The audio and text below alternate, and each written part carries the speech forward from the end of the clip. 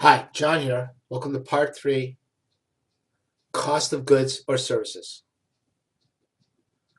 The cost of goods or services, which is if you sell a product, all the costs that go into making that product, from buying the raw materials to producing it to shipping out the product.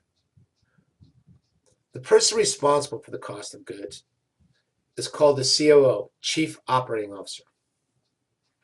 He or she works to not only produce the product or service, but also works reducing the cost by improving labor efficiency, scheduling, training, etc.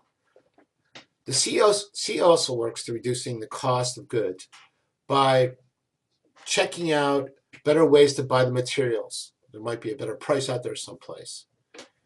They work at doing a lot of things to make that product or service better all the time while reducing the costs.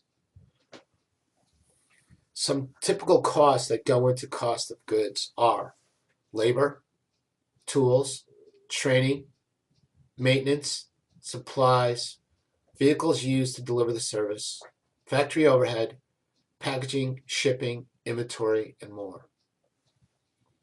Now, there's a very important position in the company. This person who runs your cost of goods or services really kind of needs to be organized, good communicator, and to get the job done at all costs. That's all for now. See you in the last lesson, lesson 15, profit.